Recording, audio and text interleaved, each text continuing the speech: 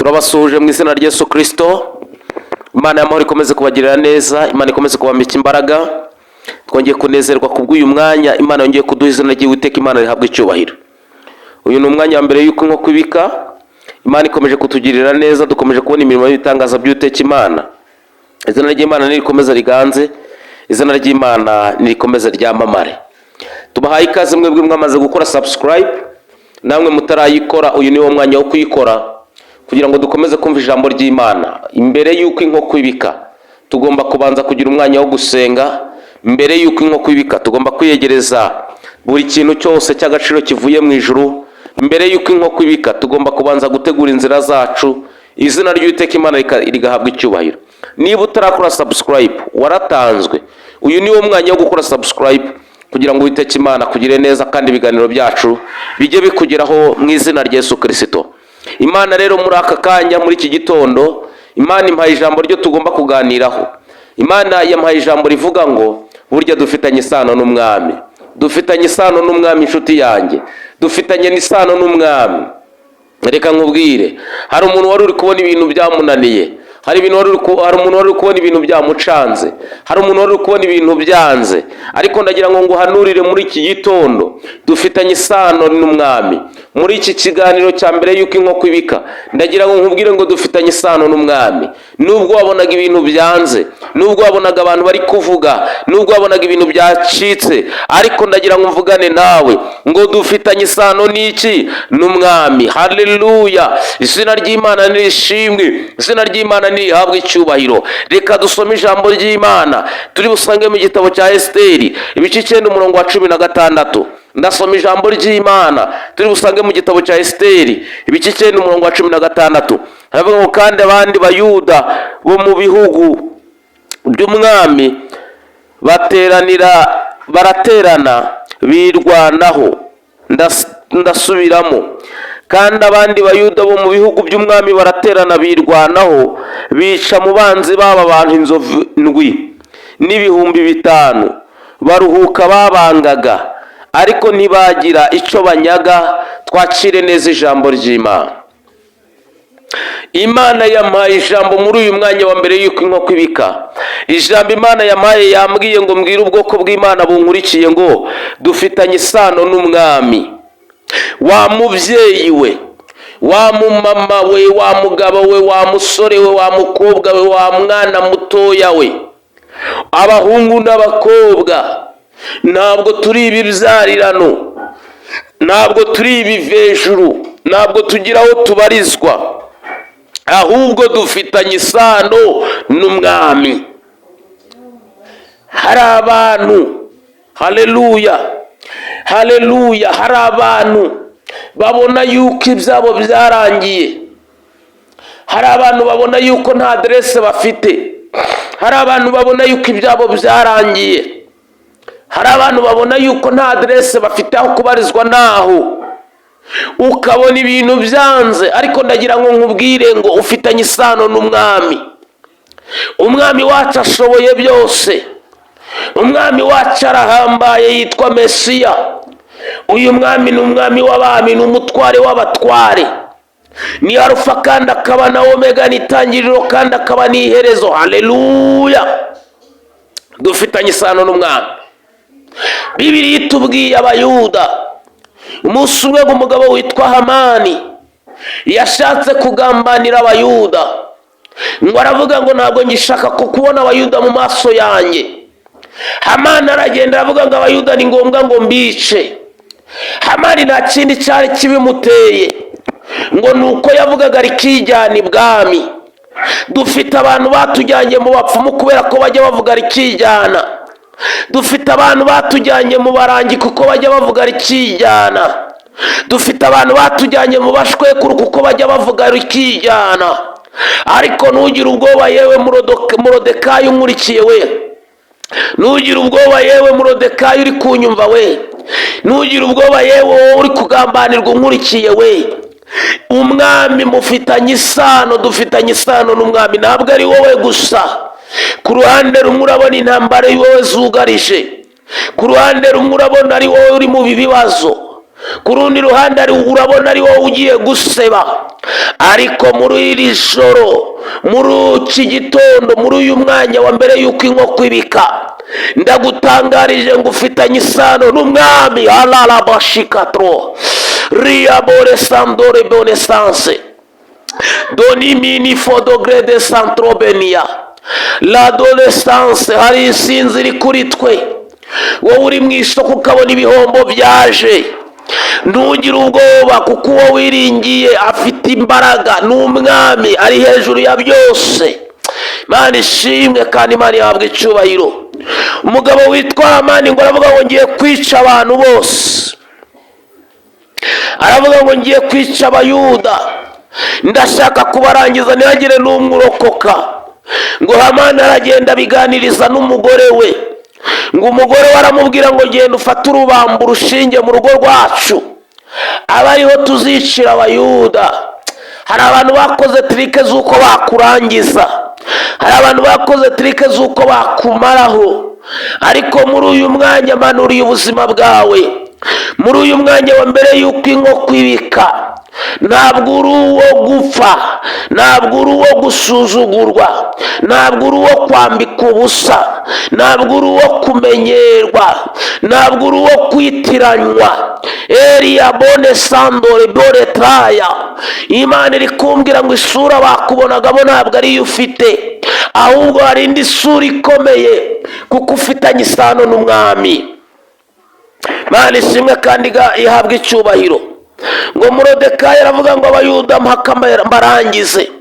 Ngo aragenda ategura imipangu, ngo ateranye inama.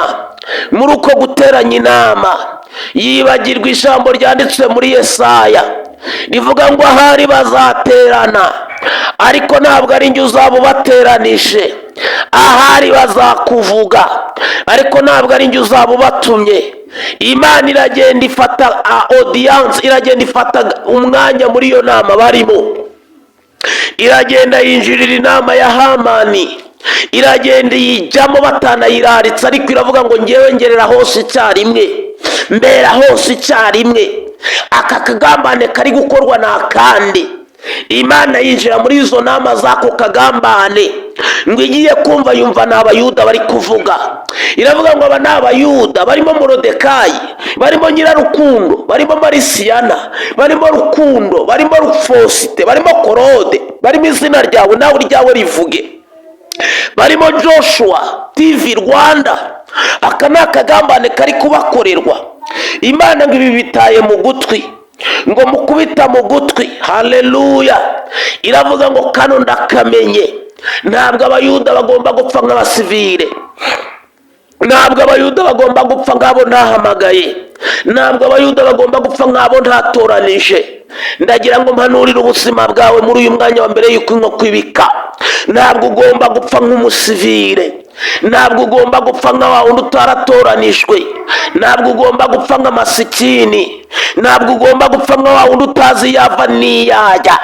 Imana ivuganye nawe ku buzima bwawe, Imana ikuzaniye insinzi, Imana ikuzaniye ubudahangarwa, Imana ikuzaniye kubaka, Imana igukuye mu ikode, Imana iguhaye igishoro, Imana igukurije urubyaro, Imana iguhaye ijambo aho utari urifite ryacire, Imana igukizije indwara za hato na hato, Imana igukuyeho igisuzuguriro. Imana iravuze ngo bahe iguhagije uburame, Imana iguhaye icyubahiro, Imana iguhaye gupfukamirwa. Aho wanyuraga ukabona nta gaciro, ubu tuvugana ugiye kubona agaciro, kuko ufitanye isano n'umwami. Hamani ngo ategura izo gahunda zose, kumbe hari ikintu yibagiwe. Ntabwo azi yuko umwami yakoresheje amarushanwa, bari gutoranya umuntu ugomba kuba umugore w'umwami. La tala kotrebo de sandre boni les abone trans. Imana irambwiye ngo ihagaze ku gihugu cyacu, Imana irambwiye ngo iduhaye ubudahangarwa, Imana iri kumbwira ngo iduhagazeho. Letevo dobride vanevo. Abantu bari bari kubona nta nzira, Imana ije kubaha inzira mu izina rya Yesu. Imana irambwiye ngo kuko mufitanye isano n'umwami mugiye kugera kure. Ela saboletra ela sidevalagoni mandore sai no minitans.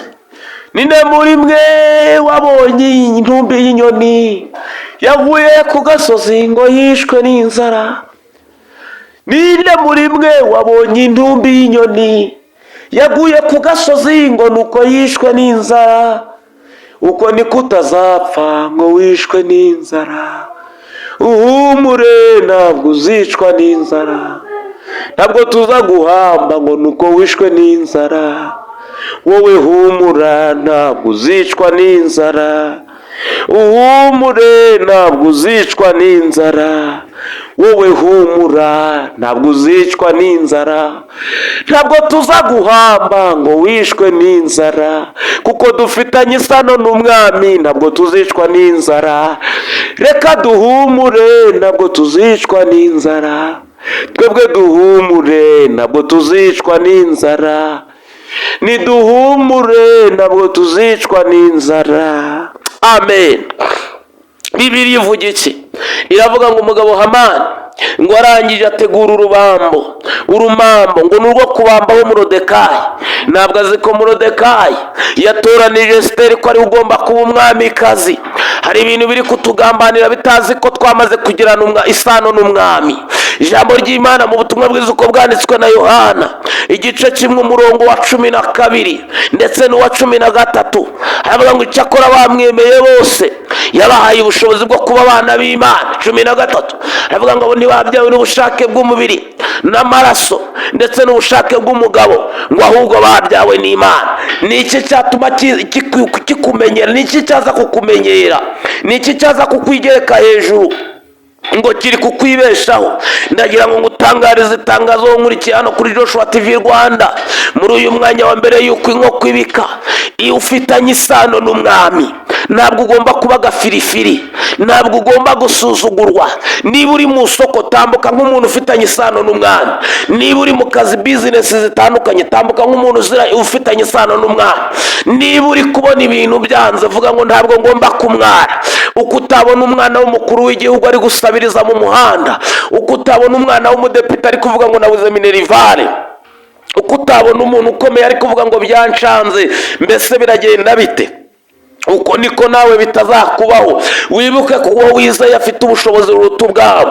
Wibuke ko uwo wizeye ari hejuru ya byose, ari hejuru y'amajuru. Umutezi w'ikorasi yaravuze ngo wowe uri hejuru y'amajuru. Aravuga ngo wambaye icyubahiro no gukomera. Yewe Mana iri hejuru y'amajuru we, wambaye icyubahiro no gukomera. Wowe mwami uri hejuru y'amajuru we, wambaye icyubahiro no gukomera. Ayiwe, wambaye icyubahiro no gukomera, wambaye icyubahiro no gukomera. Ayiwe, wambaye icyubahiro no gukomera. Uri kudeva dore pa, nta muyuda ugomba gupfa, nta munyamasengesho ugomba gupfa, nta muntu wasenze ugomba gukorwa n'isoni. Relata la besayini, ntabwo ugomba kubura inyishu y'ayo madeni kandi ufitanye isano n'umwami. Hari umuntu nkurikiye ngo yiserere ijambo, uvuge ngo kuko mfitanye isano n'umwami ndi uw'agaciro. La tedesance, umwami yamaze kurongora umuyuda. Umwami ari kumwe na Esiteri, kandi Esiteri ni umuyuda, ni mushiki wacu. Bibiliya ivuga iki? Iravuga ngo Yesu Kristo yamenye amaraso ku bwacu kugira ngo duhinduke bazima, duhinduke abakiranutsi kubw'amaraso ye. Muri Kristo Yesu niho tubarizwa, niho duhabwa, niho duhererwa ubwo burenganzira. Ndagira ngo nkubwire ngo muri uyu mwaka wa 2025 Imana igiye kuzamura ibendera ryawe wabonaga ryari riri hasi.